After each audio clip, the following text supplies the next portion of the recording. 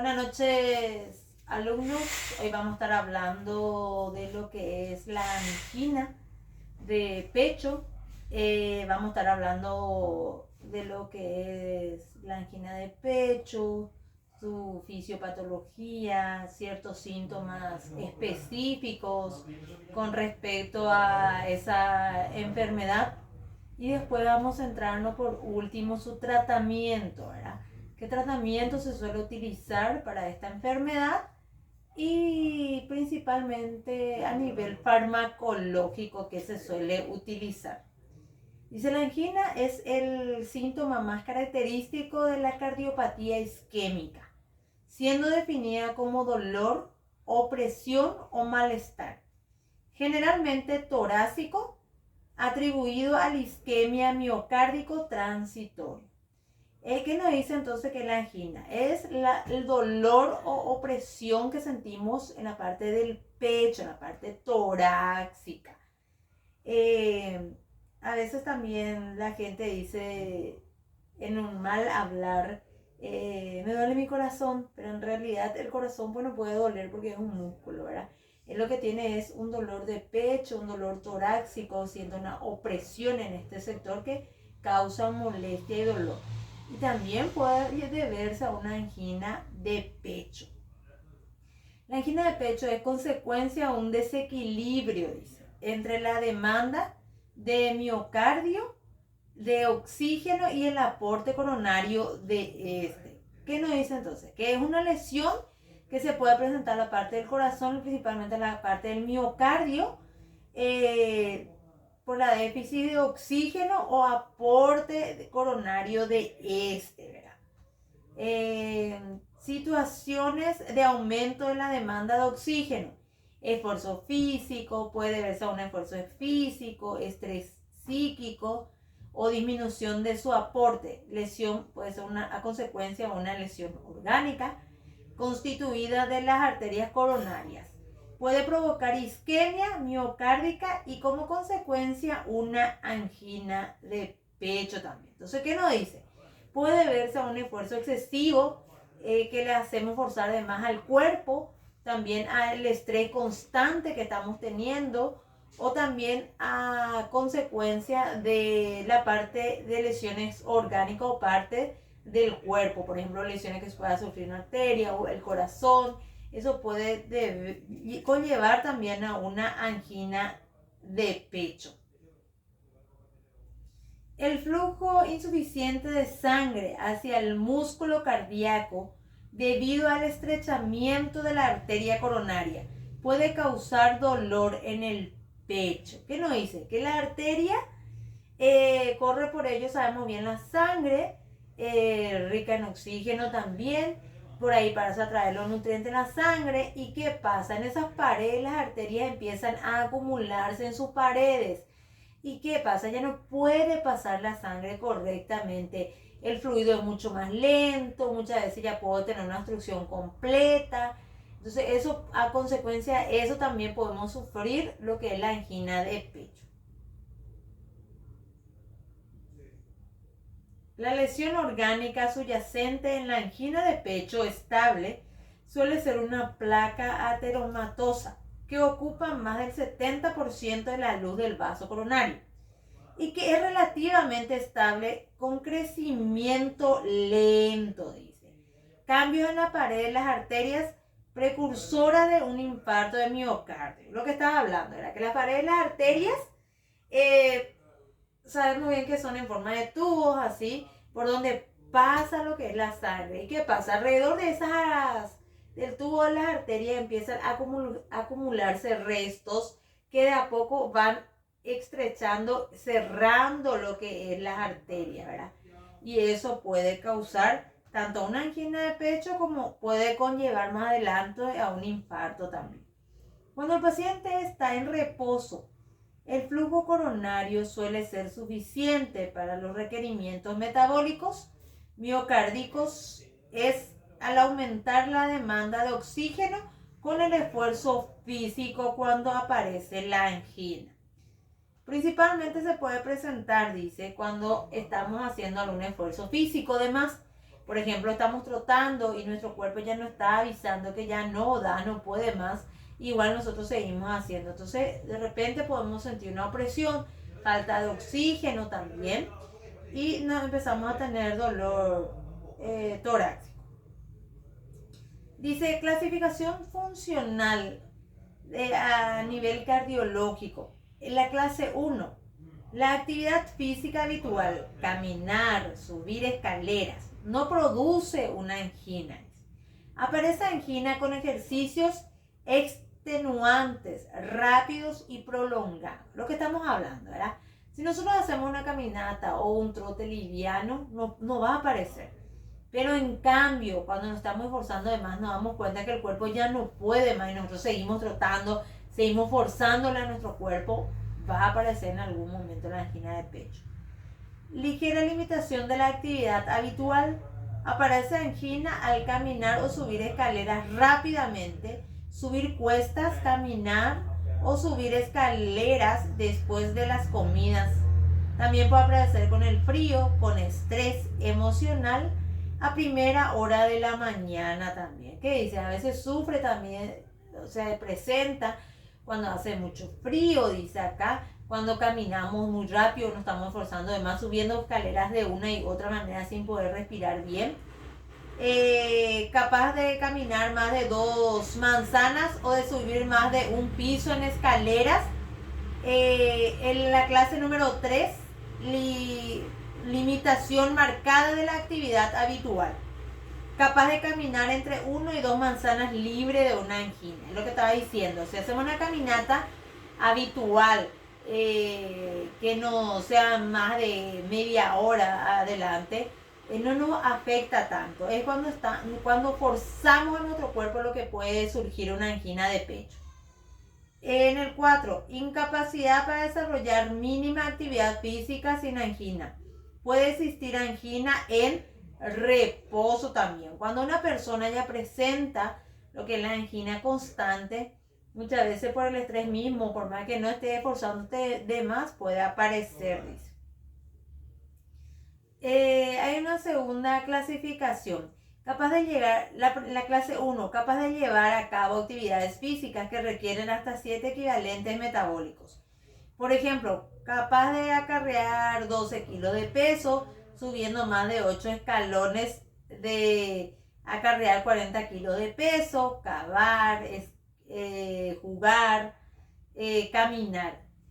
Hay ciertas limitaciones y hasta ciertas cosas que podemos realizar. Cuando sobrepasamos eso es lo que puede presentarnos, dice. Capaz de llevar a cabo actividad física que requiere hasta 5 metros.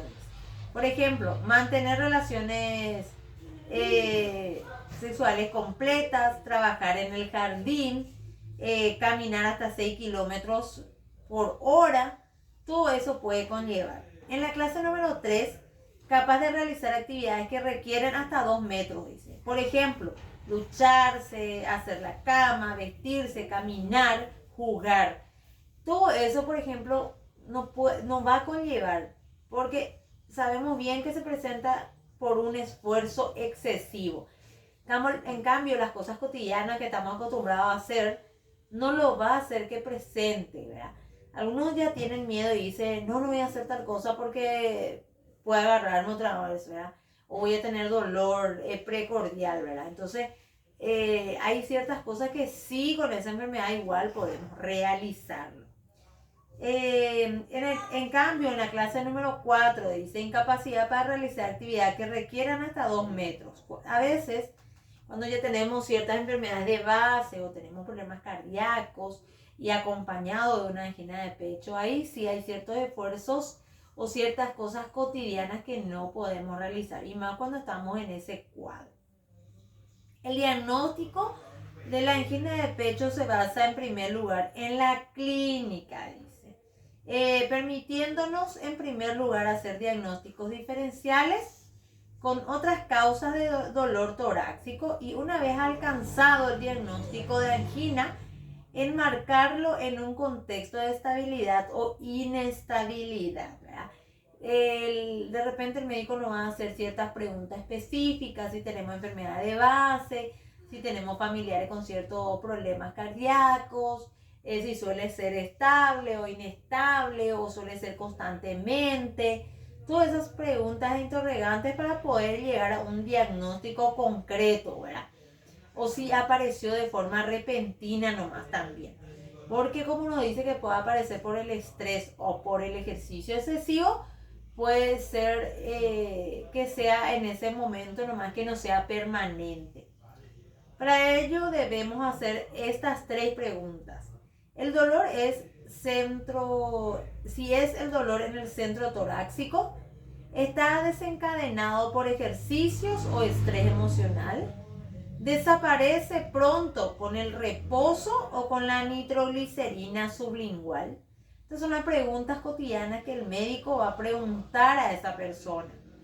Si las 3 respuestas son afirmativas, la probabilidad de que el dolor sea isquémico es muy alta, alrededor del 90%, y hablemos entonces de una angina típica. Si las personas no contestan sí en estas 3 preguntas cotidianas realizadas, entonces podemos decir que sí tiene una angina de pecho. Más del 90% dice que tiene una angina de pecho, que contesta sí con estas interrogantes. El cuadro típico de una angina de pecho estable se presenta en un varón que suele tener mayor de 40 años o en una mujer posmenopáusica, en cuyos antecedentes personales podemos encontrar hipertensión arterial y diabetes mellitus, con datos de repercusión sistémica, tabaquismo, dislipidemias, antecedentes familiares de enfermedades coronarias. ¿Qué es lo que dije? Hace rato ya les dije más o menos con respecto a esto, que si tenemos enfermedades de base, diabetes, hipertensión, si son personas fumadoras, es que tienen más preponderancia en tener una angina de pecho, y también puede ser heredado. Por eso siempre el médico te pregunta si tiene algún familiar que tiene problemas cardíacos. Dicho paciente nos refiere que cada vez que realiza determinado nivel de esfuerzo presenta molestia torácica o opresión en el pecho. Eso es lo que siempre nos indica el paciente. La molestia cede con el reposo tras la administración de nitratos sublinguales en 3 o 4 minutos. La duración del episodio es de varios minutos. Raramente dura menos de 1, ni suele exceder los 20 minutos. El individuo reconoce el episodio como similar a otros previos, siendo capaz en muchas ocasiones de prever qué nivel de esfuerzo le va a provocar angina. Es lo que estábamos diciendo, ¿verdad? De repente el cuerpo nos avisa ya que está por suceder, porque yo por ejemplo no estoy acostumbrada a trotar y me voy y troto y digo no, voy a trotar hasta que mi cuerpo se canse, empiezo a trotar y el cuerpo ya me empieza a tener malestar, ya no puedo más respirar bien, ya tengo dolor precordial o dolor torácico, me está indicando ya que estoy esforzando mi cuerpo más de lo debido, ¿verdad? Consecuencia de eso entonces puede generarse. El individuo reconoce el episodio como similar a otros previos, capaz de ocasionarles. El estudio que siempre se indica a pacientes que puedan tener esta enfermedad o alguna otra enfermedad de cardíaco es el electrocardiograma. Es obligatorio dentro del estudio de un paciente que requiere dolor torácico, tanto en el momento de la crisis como una vez haya desaparecido esto. Entonces sueles pedir lo que es el electrocardiograma para saber el funcionamiento del corazón. La radiografía de tórax también se suele pedir. Nos permite objetivar en el caso de que existiese crecimiento de cavidades cardíacas, insuficiencia cardíaca, derrame, también patologías de la aorta torácica, patología de la columna, hernia. Entonces en una placa también podemos observar ciertas anomalías cardíacas que puedan conllevar a una angina de pecho. Actividad en el servicio de urgencias. La angina estable no necesita ingreso hospitalario. Tras control de la sintomatología se realiza modificación o inicio de tratamiento de base. Si se estima oportuno y se procede al alta con posterior control ambulatorio.